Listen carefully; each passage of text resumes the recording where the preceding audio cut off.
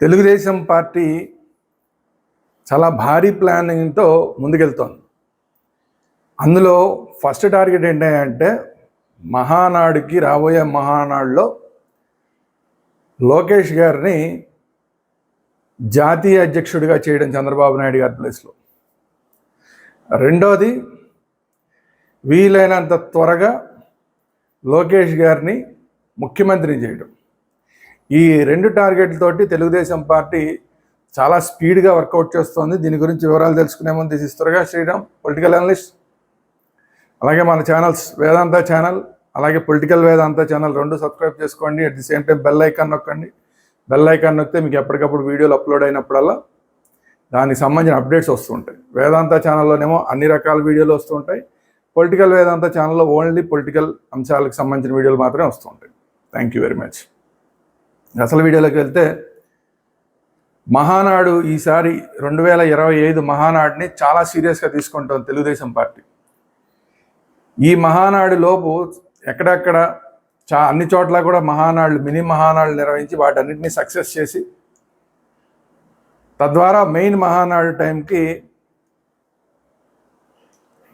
లోకేష్ గారికి అనుకూలమైన వాతావరణాన్ని సృష్టించే కార్యక్రమం చేస్తుంది. అలాగే జిల్లా అధ్యక్షులను కూడా రాబోయే రోజుల్లో జిల్లా అధ్యక్షులందరినీ కూడా యువకుల్ని తీసుకొచ్చే కార్యక్రమం, విస్తృత స్థాయిలో చేపట్టే కార్యక్రమం ఇప్పుడు తెలుగుదేశం పార్టీ చేస్తోంది.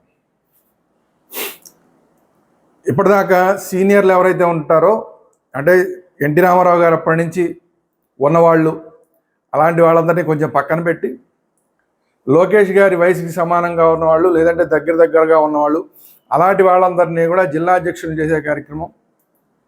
తద్వారా టోటల్గా లోకేష్ గారి టీంని విస్తృతంగా పార్టీలో ముందుకు తీసుకురావడం అనే కార్యక్రమాన్ని ఇప్పుడు చాలా సీరియస్గా చేస్తోంది తెలుగుదేశం పార్టీ.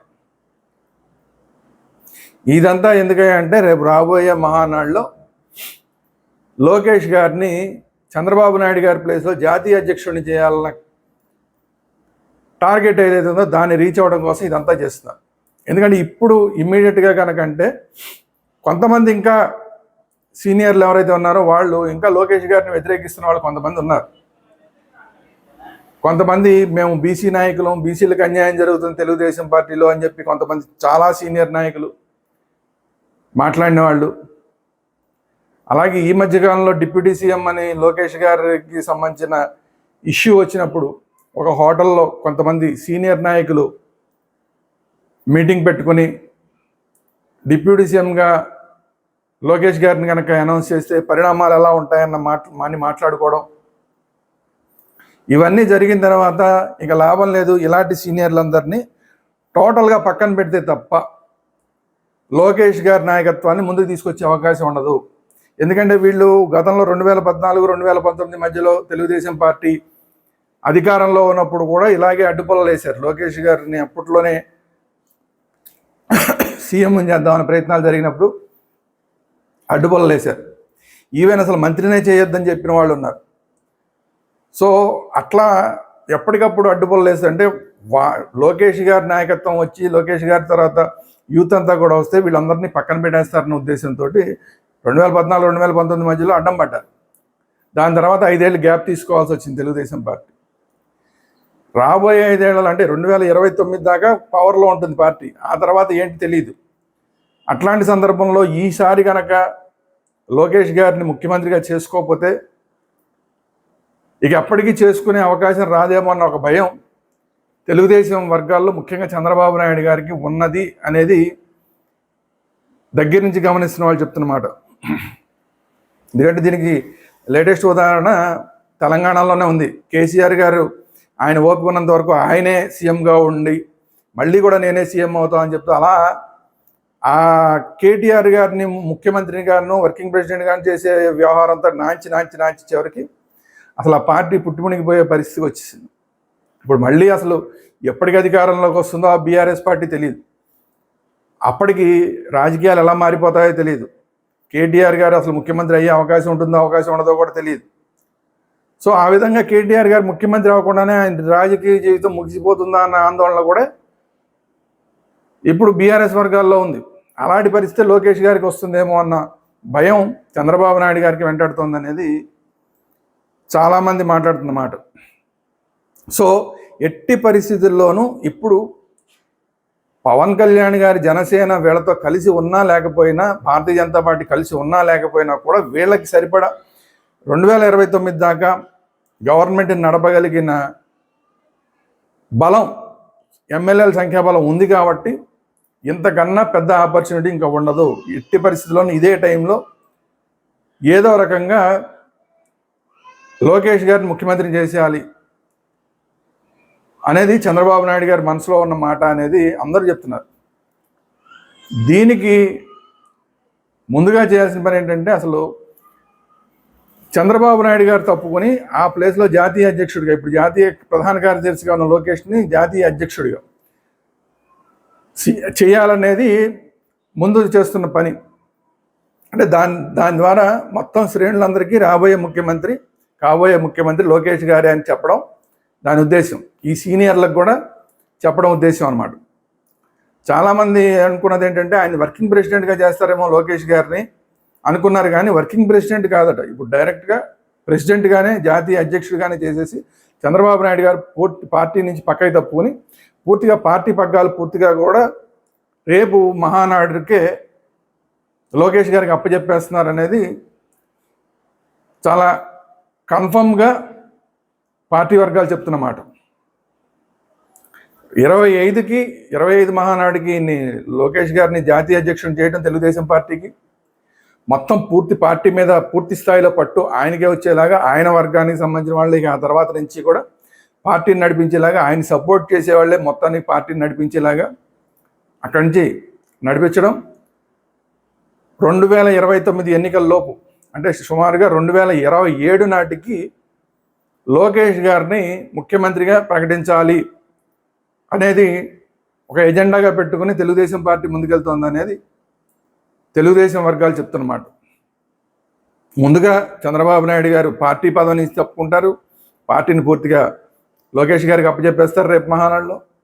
ఆ తర్వాత ముఖ్యమంత్రిగా కూడా తను తప్పుకుని ముఖ్యమంత్రిగా లోకేష్ గారికి అప్పచెప్పేసి 2027 నాటికి తను అప్పుడున్న రాజకీయాలను బట్టి వెనకుండి నడిపించడమా, లేదంటే తను కేంద్రంలోకి వెళ్ళి ఇక్కడ ముఖ్యమంత్రిగా లోకేష్ గారిని చేయడమా, ఏదైనా కానీ లోకేష్ గారిని ముఖ్యమంత్రిగా చేయడం అనేది మాత్రం ఖాయం అనేది ఇప్పుడు అందరూ కూడా తెలుగుదేశం వర్గాలు చెప్తున్నమాట. దీనికోసం అని చెప్పి మెంటల్గా ప్రిపేర్ చేసే కార్యక్రమం, జనసేనని కూడా మెంటల్గా ప్రిపేర్ చేసే కార్యక్రమం మొదలైపోయింది. ఆల్రెడీ ఇప్పటికే మొదలైపోయింది. అందులో భాగంగానే లోకేష్ గారిని డిప్యూటీ సీఎం అని చెప్పి ఫీలర్లు వదిలి దాంట్లో వచ్చిన రియాక్షన్స్ ఏంటి ఇవన్నీ కూడా పరిశీలించి మళ్ళీ కొంచెం వెనక్కి తగ్గి డైరెక్ట్ ఇప్పుడు ఇక డిప్యూటీ సీఎంలు అని వాళ్ళతో లింకప్ అయి ఉన్నవి కాకుండా ముందుగా పార్టీలోనే ఆయనకి ముందుకు తోసేసి పార్టీలో ఎవరిని అడగక్కల, పార్టీలో ఆయన జాతీయ అధ్యక్షుడిగా చేయడానికి పవన్ కళ్యాణ్ గారి పర్మిషన్ అక్కర్లేదు, లేదంటే బీజేపీ పర్మిషన్ అక్కర్లేదు. సో అది పార్టీ సొంత వ్యవహారం కాబట్టి ముందుగా పార్టీ మొత్తాన్ని ఆయన చేతిలోకి ముందు తీసుకెళ్ళిపోయి ఇక మేము ముఖ్యమంత్రిగా చేయబోతున్నాం లోకేష్ గారిని అని చెప్పి ఇటు తెలుగుదేశం వర్గాలకి మాత్రమే కాకుండా జనసేనకి, భారతీయ జనతా పార్టీకి కూడా అర్థమయ్యేలాగా చేసి రాబోయే పరిణామాలను బట్టి, రాబోయే కేంద్రంలో జరగబోయే పరిణామాలు, అంటే బీహార్ ఎన్నికల తర్వాత పరిణామాలు ఎలా ఉంటాయి ఏంటి, వీటన్నిటిని చూసుకుని సరైన తరుణం చూసుకుని ముఖ్యమంత్రిగా చంద్రబాబు నాయుడు గారు దిగిపోయి ఆ ప్లేస్లోకి లోకేష్ గారిని తీసుకురావడానికి అన్ని రకాల ప్రయత్నాలు జరుగుతున్నాయి. దీనికోసం ముందు పవన్ కళ్యాణ్ గారిని మెంటల్గా ప్రిపేర్ చేయడం, ఆ తర్వాత ఆయన యాక్సెప్టెన్సీ తీసుకువచ్చే ప్రయత్నం చేయడం. ఆయన యాక్సెప్టెన్సీ తీసుకుంటే కనుక, ఆయన యాక్సెప్టెన్సీ ఇచ్చేస్తే కనుక, ఆయన ఎప్పుడు యాక్సెప్టెన్సీ ఇస్తే అప్పుడు ఇమీడియట్గా ముఖ్యమంత్రి చేయడం.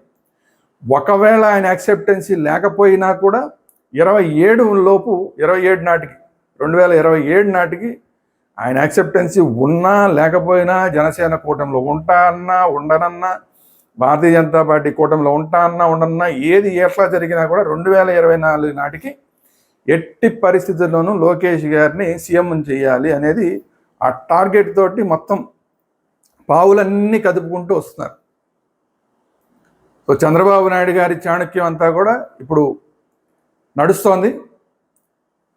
కొన్ని సందర్భాల్లో కొన్ని ఫీలర్లు ఇస్తూ ఉంటారు, కొన్ని సందర్భాల్లో తెలుగుదేశం పార్టీని అలాగే మిగతా పార్టీలని కూడా మెంటల్గా ప్రిపేర్ చేస్తారు. ఇవన్నీ 1 by 1 స్టెప్ బై స్టెప్ చేసుకుంటూ ఫైనల్ టార్గెట్ ఏంటంటే లోకేష్ గారిని ముఖ్యమంత్రి చేసి, లోకేష్ నాయకత్వంలోనే, లోకేష్ గారు ముఖ్యమంత్రిగా ఉండి ముఖ్యమంత్రి లోకేష్ గారి నాయకత్వంలోనే 2029 ఎన్నికలకు వెళ్ళాలి అనేది తెలుగుదేశం పార్టీ పూర్తి స్థాయిలో పెట్టుకున్న లక్ష్యం, టార్గెట్. దీనికోసమే చంద్రబాబు నాయుడు గారు పనిచేస్తారు. దీనికోసమే పార్టీ అంతటిని కూడా ఆ దిశగా నడిపిస్తున్నారు. సో చూద్దాం రాబోయే రోజుల్లో ఎలా ఉంటుంది. మహానాడు టైంకి లోకేష్ గారిని ఆయన అధ్యక్షుడిగా, జాతీయ అధ్యక్షుడిగా ప్రకటిస్తే ఎవరికి ఇబ్బంది ఏమి ఉండదు. తెలుగుదేశం మీద రాబోయే రోజుల్లో 26, 27 నాటికి పూర్తి స్థాయిలో ఆయనకు పట్టొచ్చేస్తుంది. కానీ ఈయన ముఖ్యమంత్రిగా చేసే కార్యక్రమానికి ఎవరు సహకరిస్తారు, ఎవరు సహకరించరు? పవన్ కళ్యాణ్ గారు సహకరించరా? భారతీయ జనతా పార్టీ కేంద్ర నాయకత్వం ఓకే అంటుందా, అంటే పరిస్థితులు ఏంటి, అనకపోతే పరిస్థితులు ఏంటి? వీటన్నిటినీ కూడా బేరీజ్ వేసుకుని సరైన తరుణంలో సరైన నిర్ణయాలు తీసుకోవడానికి చంద్రబాబు నాయుడు గారు రెడీ అవుతున్నారు. ఇది ఈరోజు వీడియో. ఈ వీడియో కనుక మీకు నచ్చినట్టు లైక్ చేయండి. మీ అభిప్రాయాలు ఏంటి కామెంట్ చేయండి. లోకేష్ గారు జాతీయ అధ్యక్షుడిని చేస్తే పార్టీ మీద దాని ప్రభావం ఎలా ఉంటుంది? మీ అభిప్రాయాలు చెప్పండి. అలాగే ఆయన ముఖ్యమంత్రిని చేస్తే జనసేన వర్గాల నుంచి, భారతీయ జనతా పార్టీ వర్గాల నుంచి ఏమైనా వ్యతిరేకత వస్తుందా? మీ అభిప్రాయాలు ఏంటి? కామెంట్ రూపంలో తెలియజేయండి. అట్ ది సేమ్ టైం ఈ వీడియోని అందరికీ షేర్ చేయండి. వీలైనన్ని ఎక్కువ లైక్లు చేయండి. Thank you very much. జై హింద్.